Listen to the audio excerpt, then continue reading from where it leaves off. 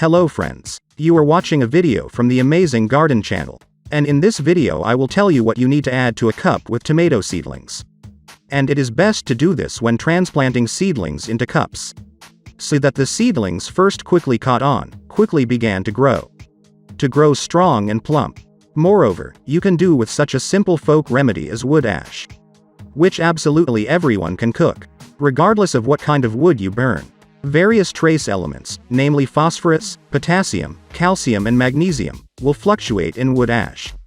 But the most important thing for tomato seedlings is the presence of phosphorus to accelerate root formation, as well as potassium and calcium so that the seedlings grow strong and also resistant to temperature changes and other adverse effects.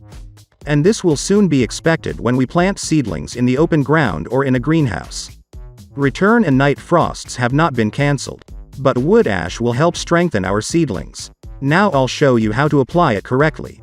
Wood ash will need a little for your seedlings. We take a cup. I use a volume of 0.5 liters. This is enough for the seedlings to grow strong and for the root system to have enough room for growth, until the moment of planting in the open ground. I fill half a cup with earth, just to the place where the root system of my seedlings will be located now. Now we take 1 teaspoon of wood ash for this volume. We can use a slide and mix it with our soil. It is better to sift wood ash before application, so that there are no stones, unburned twigs and sticks, so that the root system develops normally and nothing interferes with it.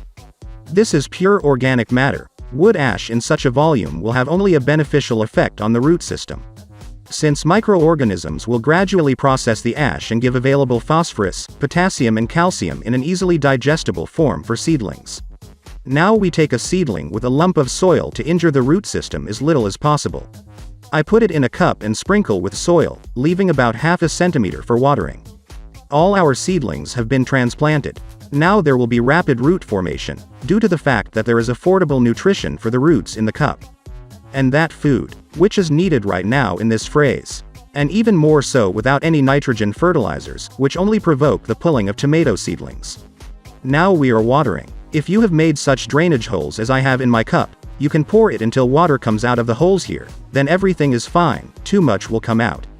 That's actually all. So friends who liked the information from the video, be sure to like it. Don't forget to share this video with your friends, and also subscribe to my channel so as not to miss the release of new videos. I wish you a good day. See you in the new videos.